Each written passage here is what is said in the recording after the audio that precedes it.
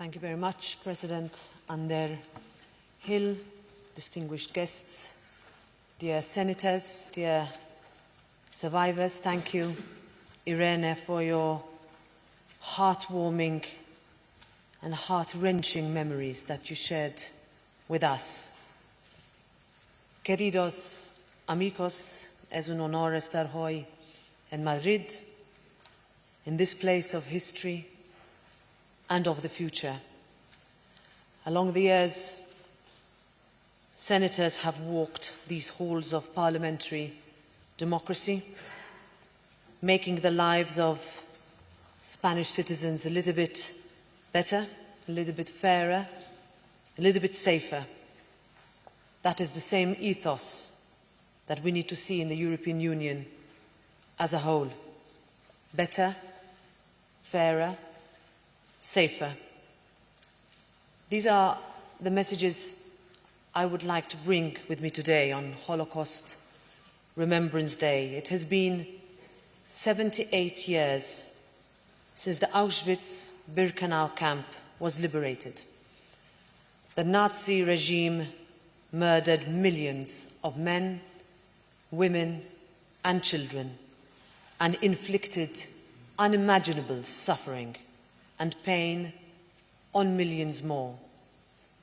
Today and every day, we remember the greatest crime in humanity that saw people massacred simply because they were Jewish, targeted because of their ethnicity, race, disability, murdered because they were Roma or because they were part of the LGBTI community or because of the color of their skin. The Holocaust did not happen overnight. The path that led to Auschwitz and the Holocaust began early, with scapegoating, bullying, and dehumanization. It was a process that began generations before. The Jews were seen as the other. In the start of the 1930s, Jews were forbidden from sitting on park benches. Then they were forbidden from forming part of state or military services. Jewish students were forbidden from sitting for certain exams. Then interreligious marriages were forbidden. Jews had to abide by a curfew. They were forbidden from leaving the country. As Rabbi Jonathan Sacks once said, the truly horrific thing was the absence of horror of so many. This was a process that developed with indifference from bystanders, people who turned away. In his book, Nobel Prize laureate and Holocaust survivor Elie Wiesel writes, "We must take sides. Neutrality helps the oppressor, never the victim. Silence encourages the tormentor, never the tormented. We must speak out."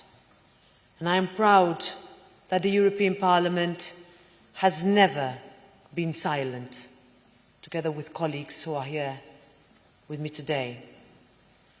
Today we are seeing anti-Semitism on the rise.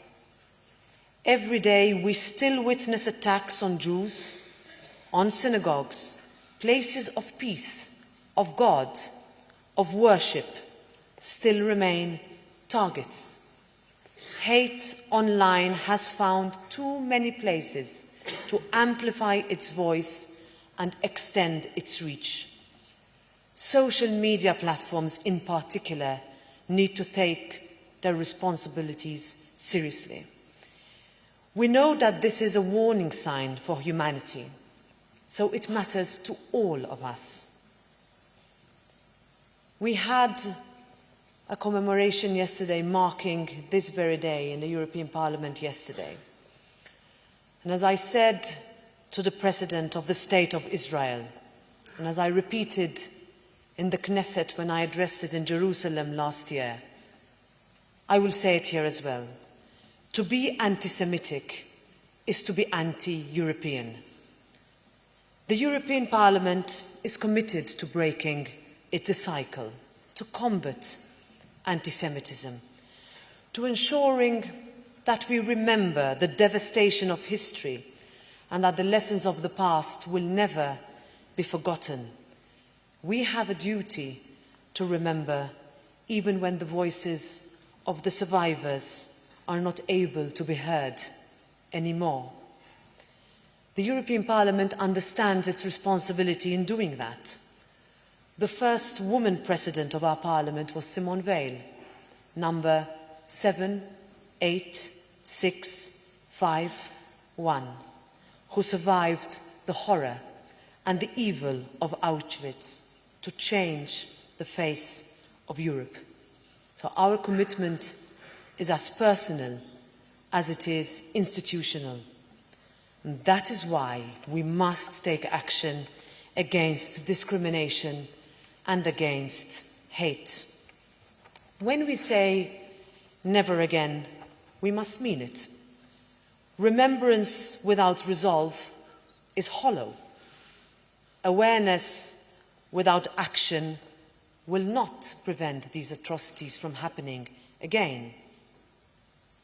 I have already emphasized the importance of speaking up against intolerance and injustice, but it warrants repeating, because while anti-Semitism still exists, while children keep being bullied because of their heritage, while synagogues keep needing security guards for protection, while Jewish graves keep being desecrated and vandalized, while the number of anti-Semitic conspiracy theories keep increasing online, it must be clear to us that we haven't said it enough. Ladies and gentlemen, our European Union knows that diversity is our strength, not our weakness. It is what makes the European Union, despite all the difficulties and imperfections, a superpower of values that we should be proud of. A union that has managed to bring 705 members from 27 member states around the same parliamentary chamber so that together we can build a better, fairer and safer Europe. We have done a lot in the past decades.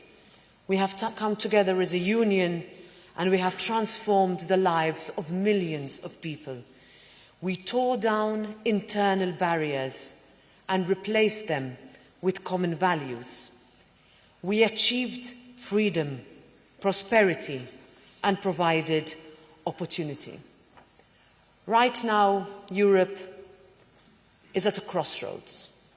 And in this moment, we need to continue building on our biggest asset, people.